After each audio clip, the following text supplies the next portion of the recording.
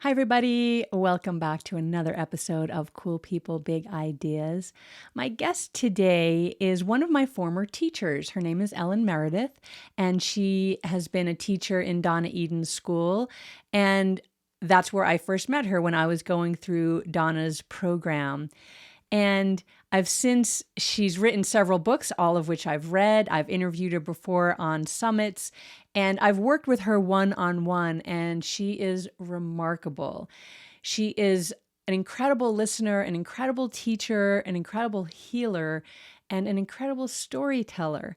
She's also infectiously joyful.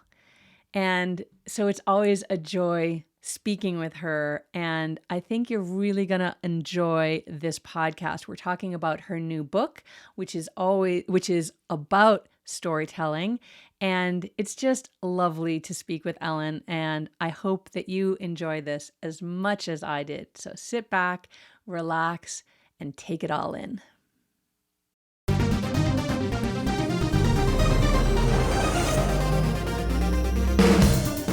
Welcome to the world of energy, where science meets spirit.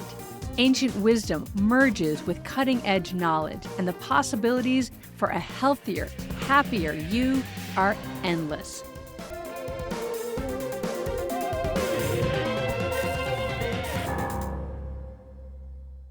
Hi, Ellen Meredith. Welcome so much to Cool People, Big Ideas. It's so lovely to see you.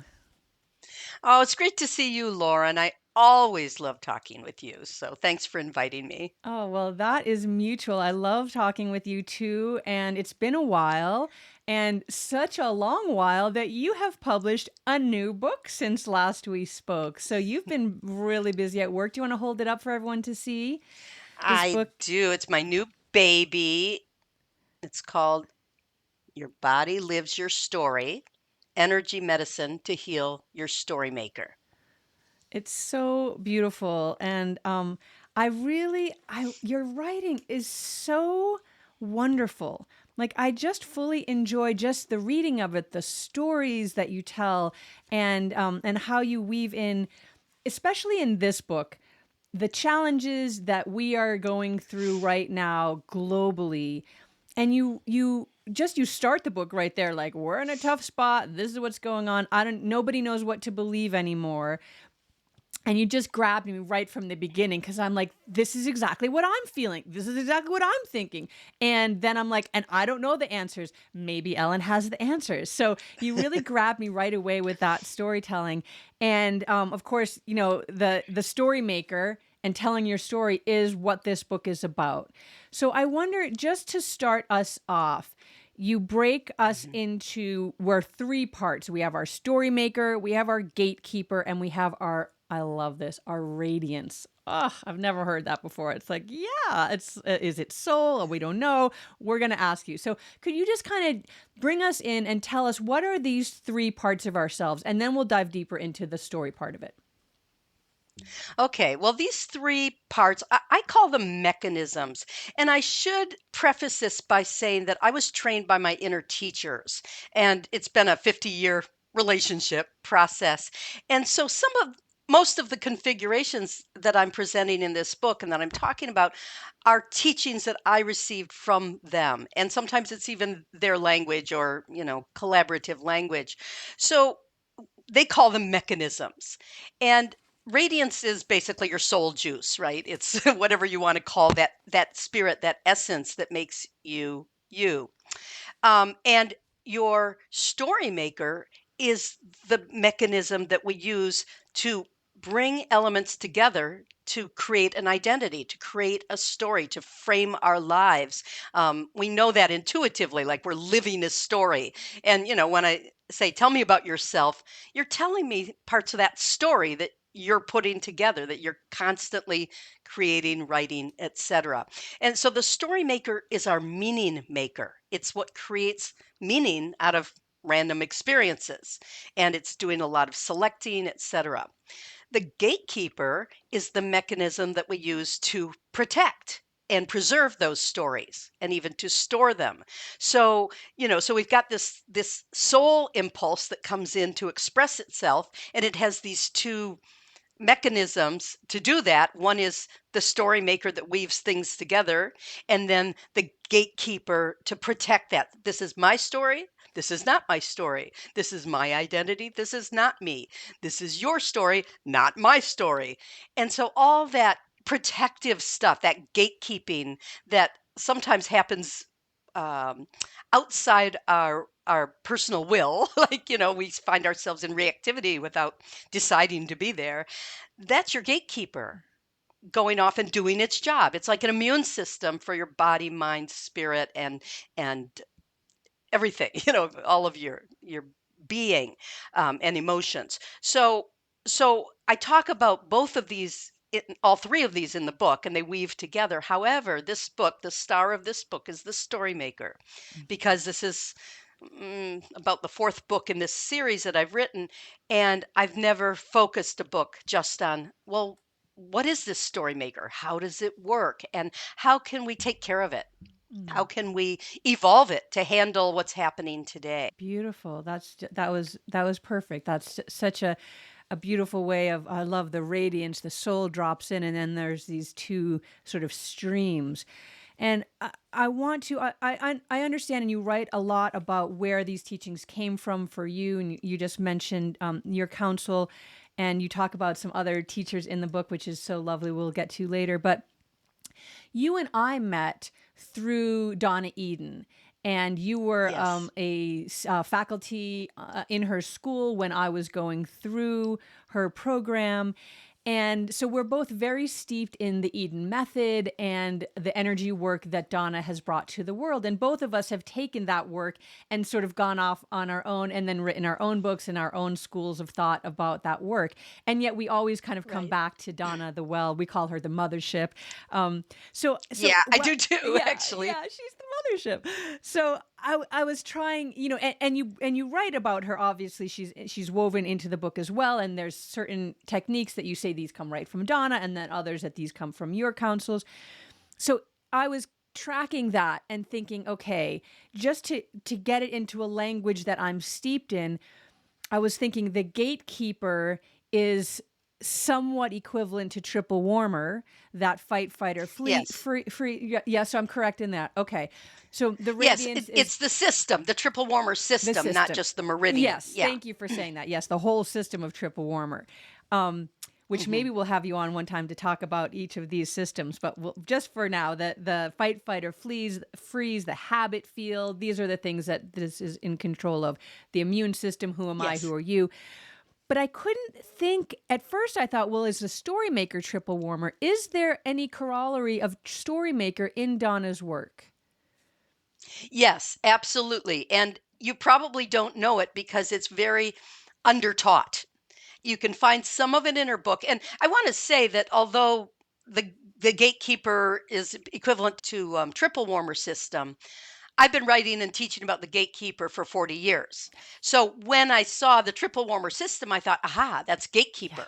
yeah. And I continued to use both, but not interchangeably, because I think the gatekeeper is larger than Mm, the triple warmer yeah, a little bit. that makes And sense. I detail that elsewhere. And so the story maker correlates somewhat with the Celtic weave. Okay, because that's the system that weaves things together to create meaning. And I talk about that in the book. I make that correlation in the book. However, there's other aspects of Donna's work that are part of Storymaker. Your grid, your basic grid, lays down, it's like your soul comes in, it lays down an energy grid that is the interface between the soul and what this life is going to be. This particular life. Well, their story maker capacities, your gifts are coded into that grid. It's almost like a guitar or a harp where you lay the strings down and then they have to be tuned to play your particular key and music, etc. Mm, So that is Storymaker kind of correlates with some grid and minor grid um, aspects. And so they come up in the book. I have something called a body weave that isn't grid repair, but it certainly is grid tuning. It certainly helps with those deeper um, energy systems that Donna teaches about. So those are the major ones, the Celtic weave and the grid and minor grid. I'm trying to think. The electrics have a little bit to do with Story Maker, that on-off switching of communication. Um, yeah, those are the major Mm. ones, but it's not one to one. Yeah. And I think that, at the beginning of the book, I say, if you're the kind of person that reads this and you're correlating it with everything you've ever studied, trying to say, how does this fit into this? And how does this fit into this? Take a step back. And that's fine. I mean, we all do it and it's how we learn. And I think it's wonderful. But if you take a step back and say, how do these concepts correlate with my lived experience? Are they useful to me as a way of understanding my lived Mm. experience? I Yes. think that's something that I love about my counsels and my inner teachers for me is that they put it in everyday non-technical language that I can sort of assess. Is this true for me? Do I have a part of me that's making the stories and a part of me that's guarding the stories and a part of me that's juicing the stories? And if I know that I have those three parts, I can say, what's going wrong here? Is it not enough juice? Is it not very skillful story making? Or is my gatekeeper running amok and guarding something that doesn't need to be guarded because I should have discarded it Mm. many years ago? Mm. So I find it a very pragmatic configuration. And for some people, and that's why there's lots of stories in the book, because I think we really can resonate with stories and say, "Oh yeah, I'm not like her in some ways, but in other ways I'm just like her." So I really get what this energy concept is relative to my experience. I want people to be selfish when they read the book. Even if they're working with clients and they want to apply it to their clients, I want readers to selfishly say, "How does this help me deepen my understanding of body, mind, spirit, and what this enterprise is that we call being human or being in body or whatever." So it does very much relate to Donna's teachings, but Donna's teachings are very much aimed at, the ones we studied, aimed at training practitioners to work with clients to do specific kinds of healing, particularly related to illnesses even. And this is a slightly and it fits with what I'm teaching, but what I'm teaching applies to the whole question of how do I create a self Mm. and Mm. how do I cultivate that self, take care of it, and evolve it in these particular times. Yeah. And I want to say one thing about the book that you didn't ask, but you might. Maybe I'm going to jump ahead. When I set out to write this book at the request of my counsels, my inner teachers, there were two kinds of topics that I wanted to explore together. The first is, how can we address the overwhelm that our subtle energy systems are going through because of the onslaught of communications, of digital media, of 24/7 stuff coming at us. And I can see and I can experience that all that information, all that communication befuddles our body's ability to communicate with itself. And, the body is a big communication system. Whether you think it's chemical communications or energy communications, it's a huge communication system. So, how is that affected by all this incoming? And there's tons of it, right? And way more than there used to be. 150 years ago, we weren't living, you know, f- 4 TV shows a night and all the emails and all the texts and all the news flashes and stuff. We weren't living so many stories. We didn't know what was happening on the other side of the planet. We weren't feeling for all these people in the midst of war when we weren't in war. And now we're being asked to somehow take awareness of this larger world of events and communications and creativity and creation and destruction and all of it, and somehow digest it.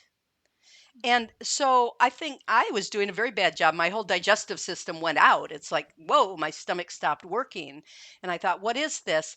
And I realized, okay, my story maker had gotten broken or sprained or disturbed, Overwhelmed. Hmm. overwhelmed by the incoming.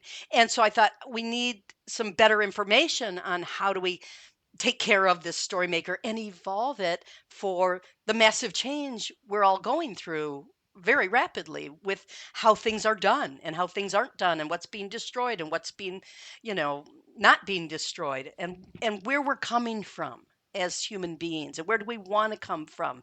And and that's why I start with this a little story about artificial intelligence, because it's kind of like, do I really trust Silicon Valley tech bros to tell me how to think when I think with my heart and I think with my gut and I think with my soul? And somehow I just don't trust them to like autopilot my brain yet. And maybe there's others who do, and I'm glossing over lots of cool stuff, but there you go. That's how I was feeling.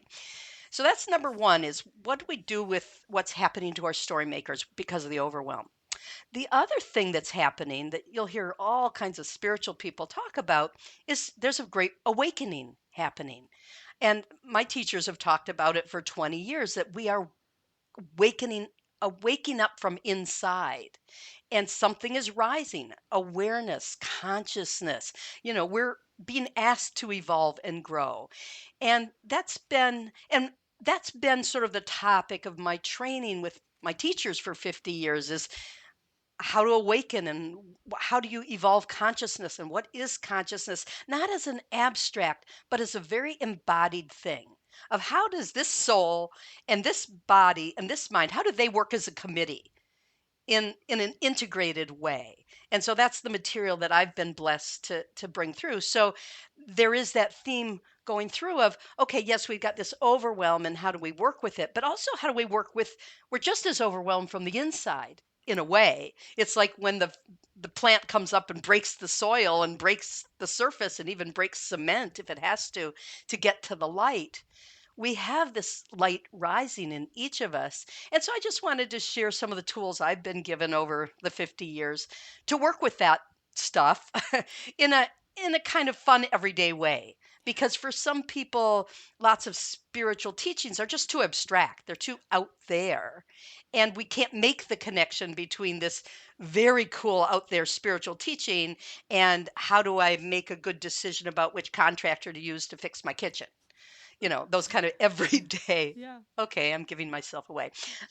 Those everyday decisions. So those two things weave in and out in the book. And I think that that's the context in which all this story maker, gatekeeper, radiant stuff is being placed in Mm. this book. Yeah, it's a lot. It's a lot, and it's a lot for us to deal with and handle in this world. And so having this guidebook is very helpful. I just want to read on just right at the beginning, page 4. It is tempting to want to withdraw from the world, go back to a mythical, better past, or jump in with crusading verve to save the planet.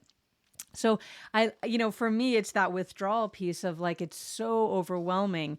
Um, Ah, and so I really like how you break things down and give us ways that we can work with this. So I have a couple, they're not really technical, but a little technical before we get into, I have okay, lots of questions about the story maker, but I want to ask a good. couple questions that aren't about that first before we dive in. We'll just clear those out of the way first. And this Okay. is me just close reading of the text, right? So it I may love not. that about you. That's good because it may not be like a huge piece, but it catches me, right? So you write here, as far as I know, wars have not been fought over our inner teachers, our individual sources of inspiration and soul juice. And I really, that stopped me because I feel like wars have been fought about that. There have been massive moves to silence people, to scare people away from, believing in their own selves. Even the advent of organized religion was all about taking your ability to interact with God, however you translate God, away from you individually and making it only to be done in very circumscribed, circumstances. And even burning women at the stake for being witches, for Mhm. having these internal ideas about herbalism or healing, anything like that other people didn't understand. Then so I feel like there was silencing. Wars have been fought over our inner Oh, teachers. yeah. So maybe could you speak a little bit more about why you said, as far as wars have not been? That Yeah. just, yeah, what do you Yeah. think? Okay, because I was thinking about people who start wars. Um, and I was so what you're talking about, those wars you're talking about, is from the outside in, people trying to suppress the the rise of consciousness. But I was thinking in terms of, there's been wars over Christianity, there's been wars over Islam, there's been wars over configurations, spiritual configurations. I don't think there's been as many wars about Buddhism, because Buddhism was very much about an awakening practice. So, you're taking it much more sophisticated than I was. I was just thinking, I don't think that anyone said, I want to awaken and I'm going to kill anyone who doesn't allow awakening. I mean, the wars have come in the other direction to quash awakening. Yeah. But I couldn't think of examples of people where we are going to war to force people to awaken. Mm, mm. It's always the other way. It's that Yes. patriarchal kill awakening, kill not kill knowing, kill knowledge. Yes. Go back to the rules that are imposed outside in. Yeah. And so, really, what I was saying is, I don't think that if you work from the inside out, you're as likely to take it to a warlike stance. It's an affirmative stance. It's a birthing Mm, stance. mm. And, maybe mothers have gone to war to save their children or to give birth, but I don't think so. I think it's in a way an individual act of creativity, and the collective of individuals giving birth has something to teach us that's different from the wars being taught for ideas or imposition from the outside in. Mm-hmm. So, Yeah. but again, Yeah. maybe, that's why I said as far as I know, because those are all good examples, Yeah. but they weren't wars started by the witches. They weren't Right. wars starting by the awakeners. Yeah. They were wars by the people who wanted to hold on to power Yeah. and impose a view that was non-awakening. Yeah. Who take the word awakened and call it woke and say it's a Mm-hmm. bad thing. Right. Yeah. That's where the war's coming from, not from the people trying to awaken. Even Yes. if some of us get kind of strong about our affirmation, it doesn't have to be all flowers and clouds. You can, to give birth, there is a push there. Yeah. But as far as I know, that push didn't lead to wars the way the suppression of birthing Yeah. new vision has led to wars. So maybe we're saying the same thing, Yeah. but Yeah. different Yeah. I think different so. I directions. think so. And so that leads me to another thing because you talked about the outside, the inside out thinking versus the outside in thinking. So Mhm. you said you right here. I believe we are collectively in a transition from a world rooted in outside in thinking to a world where we live more comfortably from the inside out. And so I don't mean to be picayune here, but I these really just sparked questions for me. So I agree, we're Mhm. living more comfortably from the inside out, trusting ourselves. Intuition is all of the sudden in the last, decade or two a big thing, whereas before no one ever talked about it. So all of these ideas. And what do you think about the antenna theory? Which is just for those listeners that don't know, that we are the mind is an antenna, and that we are tuning in to our very essence of who we are. And that's how we download. I know you don't like that word, but that's how we gather in that information, and we're literally antennas on all of the cell walls. There's little antennas that are picking up vibrational information. And so do you like, how do you put those two together, or do you not agree or think that we are antennas, but that it's all emerging from within? So how do those two come together? Uh-huh. Well, it's interesting. I told a story in the book about two different spiritual teachers, one of whom was sort of waking people up more or less from the inside, and another who was sort of explaining this theory of all the knowledge comes to us and we take it in from outside. And I just said, from how I've been taught from my teachers and my own perception of where it comes from, I think it comes up through the core. And the other day, my teachers came in and they said, your bones are an antenna and they're there to pick up, the information. And I'm working with that. That's for another book. But but that notion that the information comes from the outside in is so much our socialized thinking in our culture that everything comes to us from outside and then we internalize it. If you see the antenna as being your spine, and then going out, these are, these belong to my spine, they're extensions of my spine, but they are my arms. I'm waving my arms for those of you listening to me. I'm waving my arms are an extension out from my spine. They're hooked in, there's the nerves that feed my arms are hooked into the spine, but the nerve center isn't my fingertips. The nerve center is in my spine.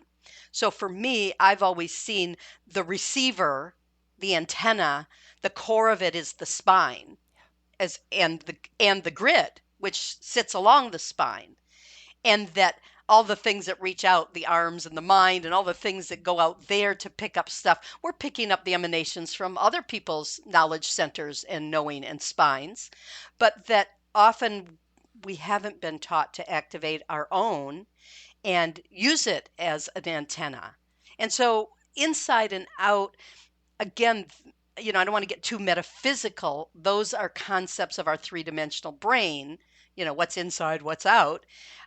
And so I don't want to get too technical. Where does it come from? But for me, what I find in terms of personal evolution is that if you see your spine as like my teachers called it the baton of the self, that the spine is where you carry your selfhood that gets expressed through the nerve system, sends out to all the everything, to the brain and everything, and it's the central communication pathway for everything in the body, but it's also a central communication pathway for the spirit and for the mind. And so when our mind is centered in the spine, it's very hard to be influenced in a bad way by other people. That I know it in my bones. Mhm. That saying, I know it in my bones, that grandmas often say. Well, why? Because a lot, when you can center your knowing in the instrument that you are, you do have access to all the cosmos for sure. And in fact, I teach in one of my classes in energy Cairo, I teach about energy doorways in the spine, the different dimensions of the cosmic blah blah blah, right? I teach that, but it comes back to the spine. And you don't need to know the doorways to know that, wow, this is a really powerful center of knowing, and if I work from there, I'm centered. If Mm. I work from trying to take in 25 different pieces of information and synthesize them, I may or may not be incorporating my core knowing, and I may or may not be operating from the inside out. I may be operating from influence. Mhm. And now that influence has been amplified by digital media. And that's where we have people making really stupid choices because everybody says that's right, Yeah. and they don't know how to go in and hear what's true for them as a representative of their soul in this dimension. Okay, we're gonna go down that pathway first, but I want to say one more thing about this, that maybe what I'm hearing you say, or what I'm feeling you say actually more than hearing even, is it possible that it's a both and scenario, that once we're anchored and Yes. centered in that spine, whether you call it the antenna or the baton or the torus field, the line of the torus field, that the information is flowing both ways, Oh, so that you have absolutely. access to Absolutely. everything, right? You have access to everything, but then Right. it's interpreted through your own experience. And what you're saying is that if we spend too much time focusing on the information coming in, and we don't have anchoring within ourselves, then we can get overwhelmed. But not Absolutely. that everything can't be generated from within, because then, we'll have a whole other conversation about souls and where they go after death, or where they are before birth and all of that. If Yeah. it's just in the Yeah. physical form, that doesn't leave room for the energy of the soul, which many people believe continues on after the body expires. If it's all coming from within Right. and the body expires, that means it's all over when the body is gone, right? Well, yeah, it goes into other forms, right? Goes, Energy's never lost, it's just transformed. yeah. So, yeah, it's a both and, of course. When I say you have to learn how to play your instrument, it doesn't mean you can't join an orchestra and Yeah. make amazing music. It's just that if I join the orchestra and I'm a violin and I think I'm a flute, I'm not going to play very good music. And if I can't play the violin because I'm watching the flutes trying to emulate them, then I really don't play my instrument. Yeah. So it is about sort of agency and becoming an instrument and knowing your instrument so that you do have the ability to contribute your best to the collective. Yeah. You know, not just pile on to opinions and pile on to thought forms and pile on to politics and pile on to trends. And, I think that we we can each be creators. And I think there's a trend right now to that word creators came up in the last 10-15 years as a thing, because we are awakening to the fact that we each are a soul creating a self, creating identity, creating storylines, and co creating. My story intersperses with yours. We've known each other many, many, many years, and our stories weave together. And, when I look at my story, I'm grateful for the lore and threads that are in my story, because they're important threads, and the Donna Eden threads. And, even the people I don't know, some of these people listening, are threads in my story that make it richer. Mm. So it's Mm. not that it's all coming from inside.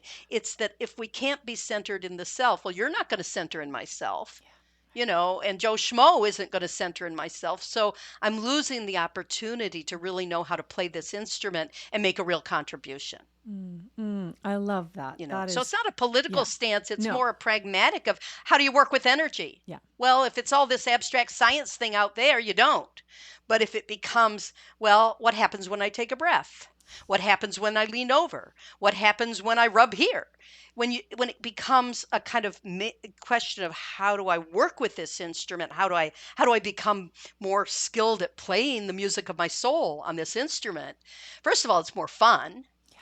because you do have a personal stake in that. But second of all, you start to bring much better music into our shared space, and life gets nicer, more fun, more celebratory, Yeah. and there's more radiance for us all to share. So that's it. It's not inside versus Yeah. outside. It's Yeah. that a shift from outside in thinking, that wars are about imposing our will, to saying, well, I don't need to make a war if I'm so satisfied expressing what I have to bring that I'm actually coordinating with others rather than trying to play over them and Mm. drown them out. Yeah. Oh, beautiful. That's beautiful. Play over them and drown them out. There's a lot of that going on for sure. Um, okay. Absolutely. So now we're diving into the storyteller, and I've got lots of, you've got lots of quotes that I've outlined here. But Good. I want to start maybe with the most difficult that comes up for me often when I'm thinking about the storyteller, the story maker, the creation of self. Even in the end of the book, you've got some energy testing techniques. What comes up for me so quickly, and I think for so many, and I think you guide us there, even if it unconsciously, the way you begin the book, is we tell ourselves, and you talk about this several times in different places in the book, so I just want to tie it all together and go deep right away. We have the largest propensity to, and we are so easily as humans brainwashed. There are cults, there are belief systems, there are negative belief systems. And I've asked this about to many teachers in over the years in the Eden world. We energy test and the body never lies, right? There's that big story that we all say the body never lies, so you can energy test because the body never lies, even if the mind lies. But what if you believe something so deeply, again, in that cultish way, but even if it's just about yourself? Like I've had, no longer because of the work I've done, but I've had for decades horrible, deep rooted beliefs about myself that you could not convince me otherwise, that was Hmm. my truth, and that became the lived story that I told the world, that I told myself. And if you had energy tested me and to any of those beliefs, I guarantee you I would have tested Yeah. strong. So we have Okay. this story maker, and you're going to teach us now. You're going to tell us about how we can, access these beautiful things and play together in symphony and play our own. But what if our beliefs have been so crushed, or we have been, you know, inculcated. I don't, is that where about being taken into a cult? Because Ye there's a lot of that behavior in the world where we really, the yes, belief systems, and I believe it so strongly, and there's the war. I want to make you believe right, it because that's how strongly I believe it, even though we know that that is because I right, don't really believe it that strongly. So I just asked you a right, bunch of things. right, It's a big knot. Can you right. help us sort it out? Oh, gosh, yes, that is such a good question. I love that question. Okay, let's start with your statement, "The body doesn't lie." Oh, sure, the body lies all the time. I mean, anyone who's sat by a piece of chocolate and their body's saying, "Yes, I need this chocolate, and I need it right now. In fact, I need 2 or 3 of them. I really do. But And isn't I that need the the sugar, mind? That's and the mind saying that I need the well, chocolate. it's also the body. You can energy test, and the body will say, "Yeah, chocolate, this is good for me." I mean, energy testing, I teach it differently. Um, and people have flattened it out to yes no answers. You do an energy test and you're getting a yes or a no from the body, and the body doesn't lie, so it's a truth detector. No, no. You're taking a sampling, you're taking a sounding of what your body and your story maker believe in that moment to be the truth, and it causes energy to flow or not flow. So you're just taking a sounding of what happens to your energies in the presence of that question.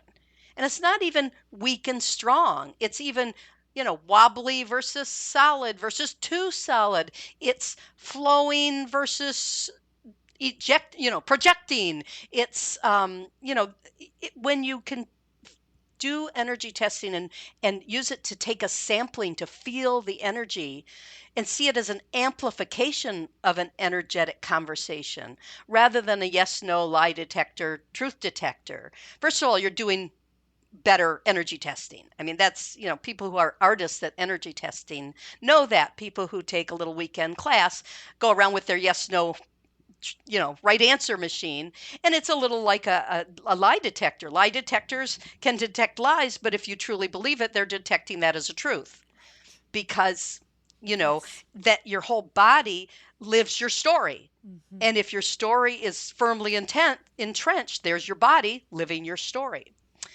So in this book, I talk a little about the difference between a narrative story, like does this and she does that, and here's the details of the story, and we believe these firmly. I read it in 20 places, it's got to be true, kind of thing. That's a narrative. But beneath the narrative is an energy story. So the energy story may be, I'm feeling disconnected.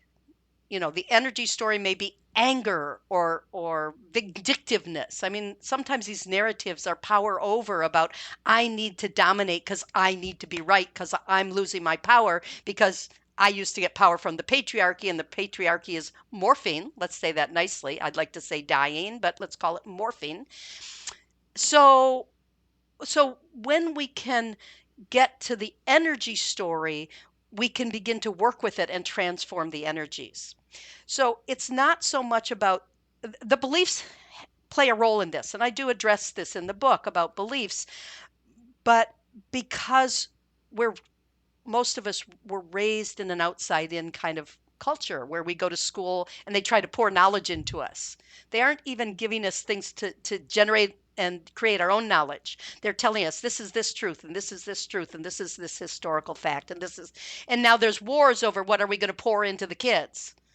And as an educator, I was trained as an educator back in the day, and I was very much about generative education, where the kids do activities and they distill their own learning and knowing from their own experience. So even in that realm, I'm very much inside out in my personal preferences. But so so when we are full of these beliefs, the story maker has been programmed, and it is programmable. Both the gatekeeper and the story maker are programmable to a certain extent, and then they program us. So the gatekeeper and the story maker work together to make me want chocolate every time I feel insecure because they wrongly think that's going to make me feel better. And turns out that's not true. It never was true, but at one point that got put into the archives for the autopilot to say, okay, whenever you feel insecure, chocolate would be a good idea. And many of us have these I call them templates. So in the book, I teach people to take soundings, not look for right answers. to see what information you can get in the whole language of energy, not just knowing from your brain up, but in the whole language of perceiving, feeling, sensing, touching, tasting, smelling, hearing, knowing, all the ways we get information and communicate it within ourselves. How can you take soundings throughout your being to find out what feels true throughout your being? And also, when you are connected to your core and to your inner guidance, often your inner guidance will say, well, actually, you carry that belief. That's not quite true. And begin to give you evidence in your experience to show you, well, actually, that's not really true, is it? Or it's only true in this situation, but not in every situation.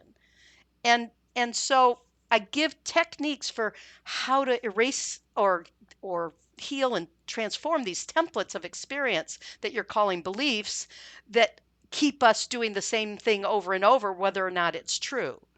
And if someone, has bought into a cult, they're probably not going to read my book.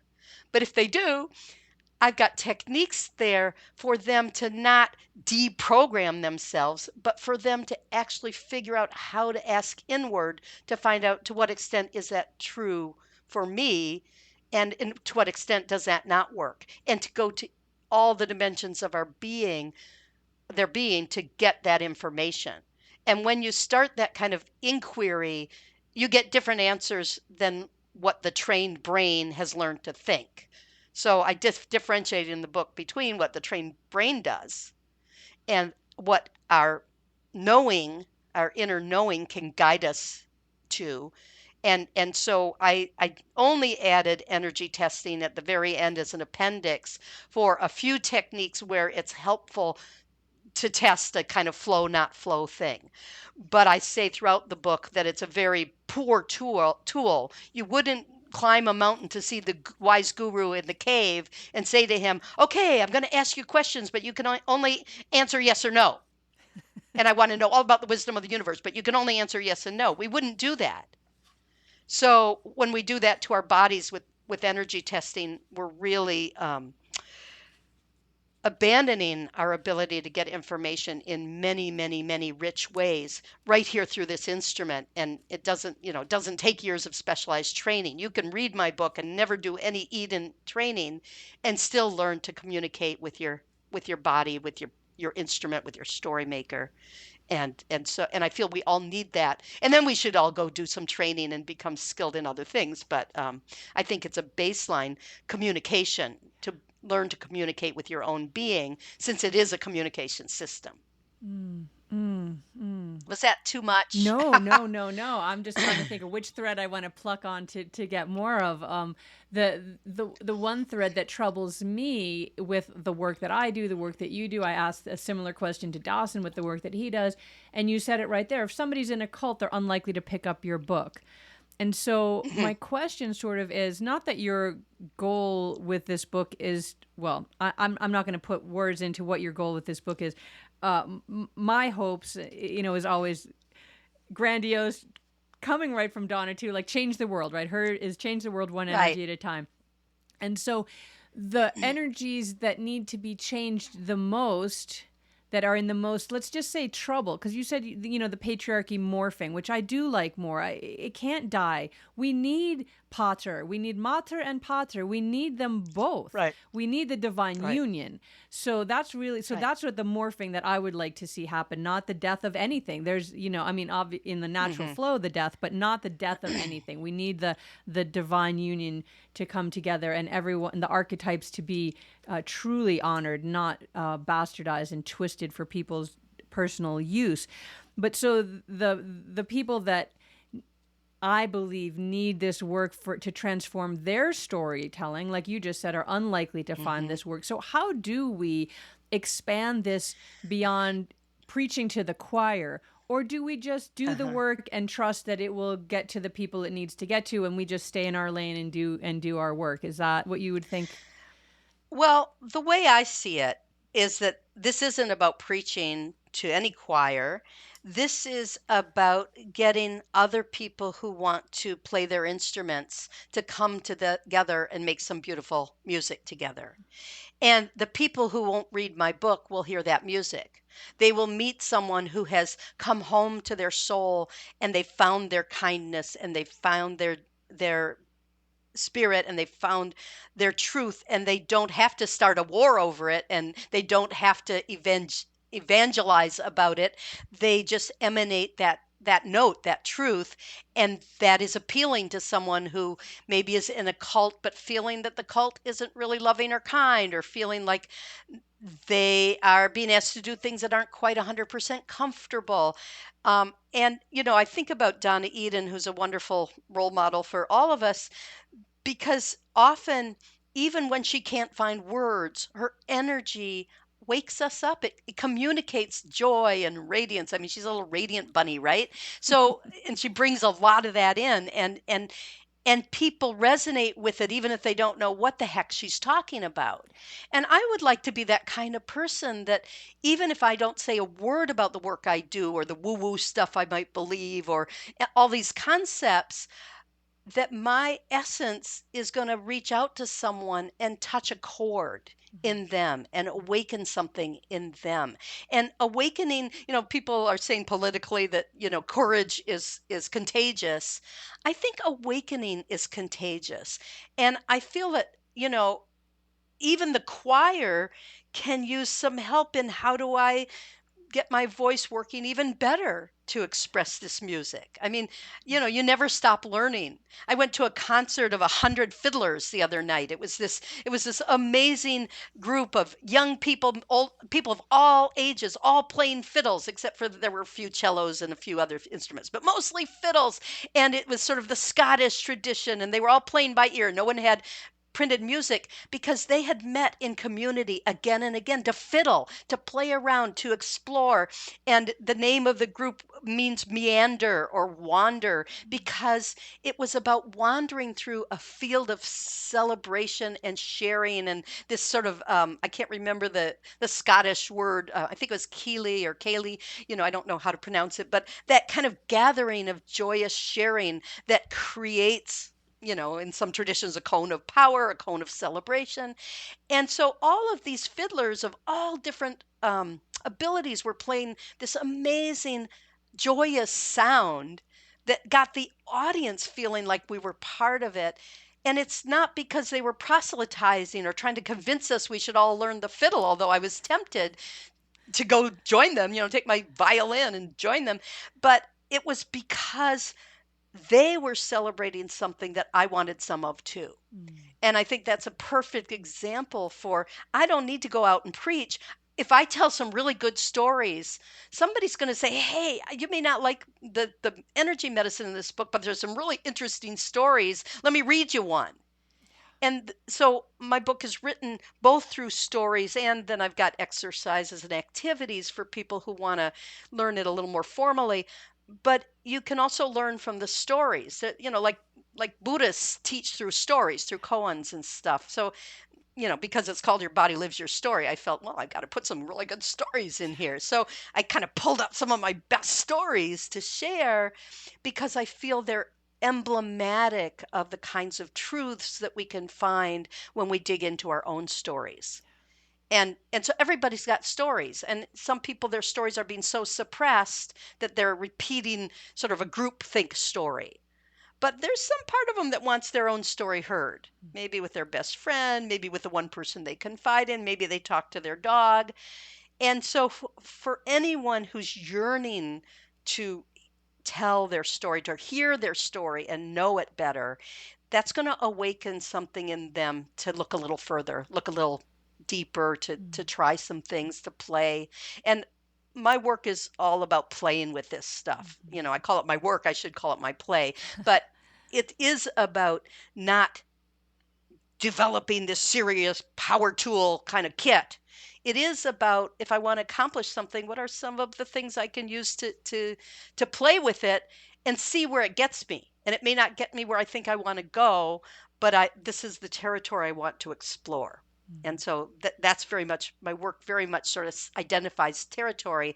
And then role models. Well, how do we explore this using what we have at hand? You don't need to buy a machine. You don't need to use special chemicals. What we have at hand, how can we explore what we can do with it for the betterment of our body, mind, and spirit?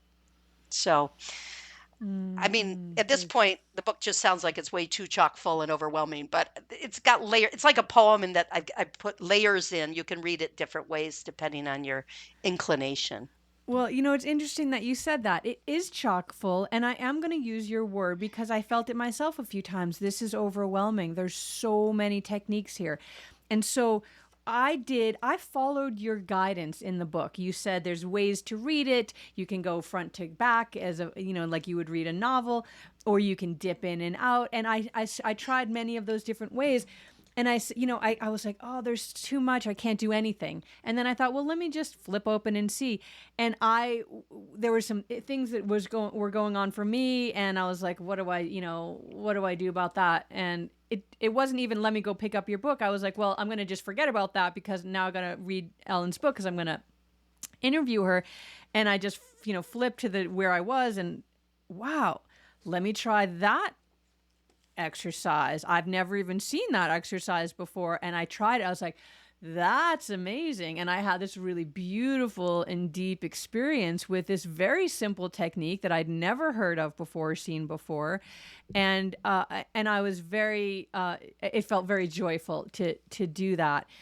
And so I think, you say it at the beginning and you say it at the end, because at the end, so you've got two stories there. One friend is like, I don't want to read any of this. I'm glad you wrote a book. Good for you, but just fix me, right? So there's that person. And then there's the friend that's like, this is great and overwhelming. How should I start?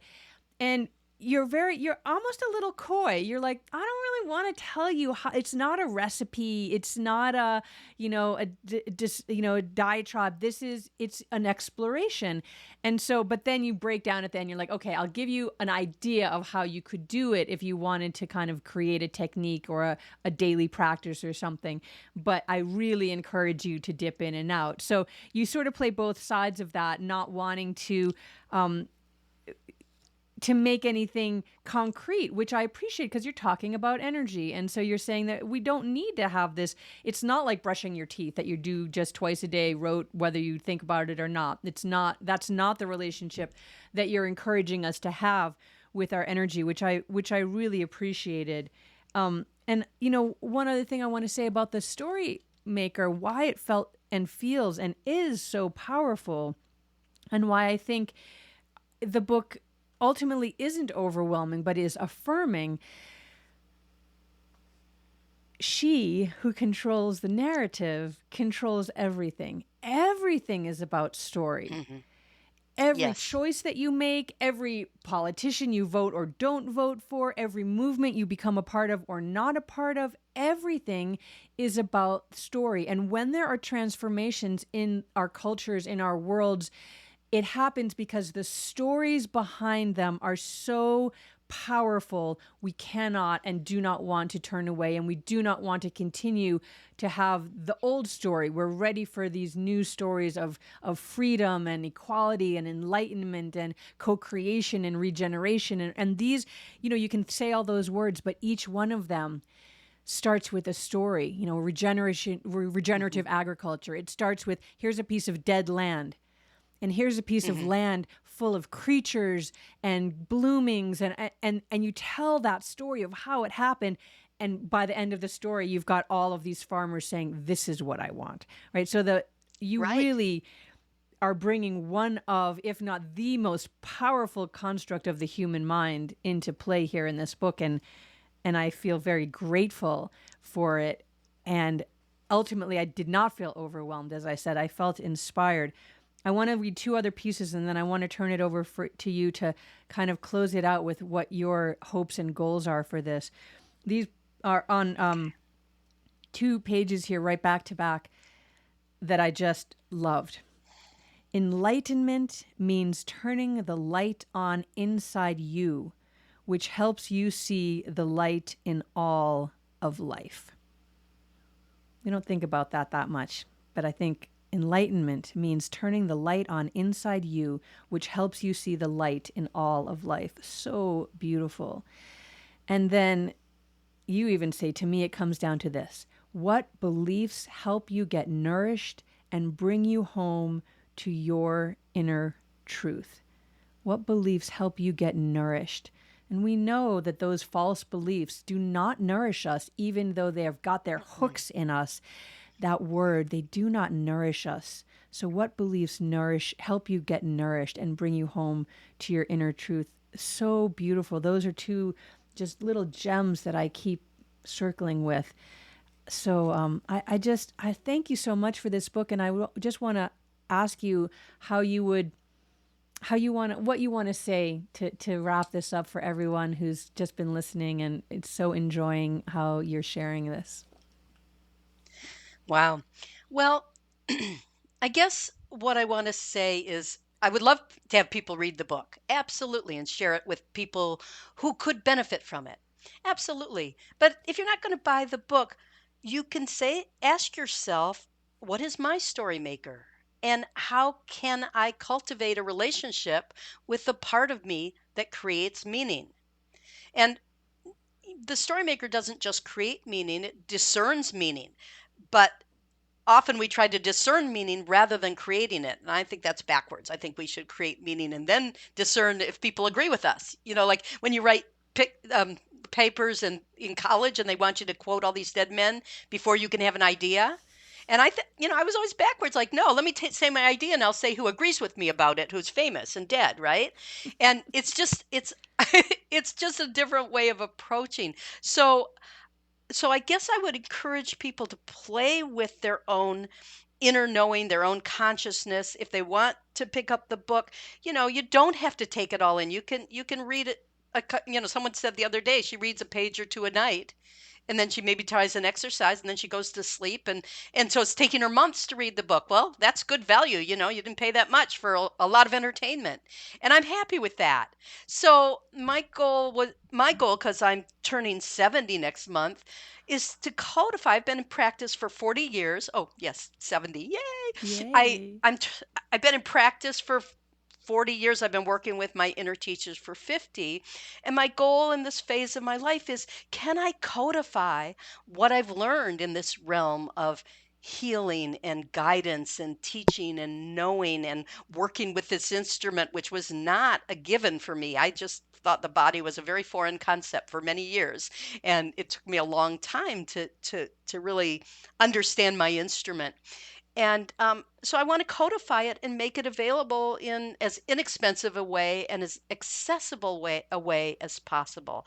And for me, I love stories. I mean, put me with a pile of junk novels and I am happy. Maybe that's the meaning of life for me. I love, they don't even have to be high literature, though I love that too.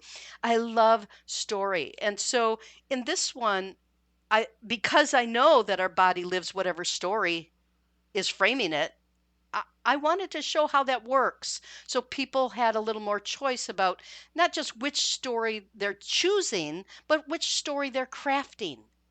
And is that the story they want to be crafting by their beliefs, by their moments, by their actions, by their choices, by their affiliations, and by the energies they call in? And again, it's not about what political thing you think, but what's the energy behind it? Is it kindness? Is it support for humanity? Is it power over and domination? Is it, macho manliness? Whatever the energy is, that's the story. And so we need to get behind all these thoughts and feelings and beliefs and opinions to what energies can I embody and how can I do them artfully, because I think artistry is what makes life interesting. So how can I do that? And maybe I'm going on and on, but yeah, I want people to buy my book. I really do, because I think it's got material that can be helpful.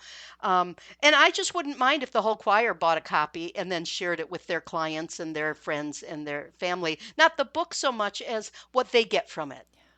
You don't have to quote me. Whatever you get from the book and share it, that's yours. Take it out and, you know, use it to make a better regenerative agri field, a field that grows vegetables in a better way. So I don't know if Your that said it, subtitle but here is Energy Medicine to Heal Your Story Maker. And one of the things you just said, which is so powerful, and you've said it a few times, that, your body lives your story. And I think for a lot of people that might not be in our pocket here, right? We're not, right, not in the energy world, but that recognize that, I mean, you know, a lot of people are quite ill in their physical bodies. And there is still this wild, to me, disconnect between the stories that we have lived and that tell ourselves and our belief systems and our illness and disease patterns that are yes, simply just a step down energetically from, it starts, there's, I'm going to say the outside in again, but like it starts with the very fine diffuse, and then it gets more and more solid until it's into the physical body.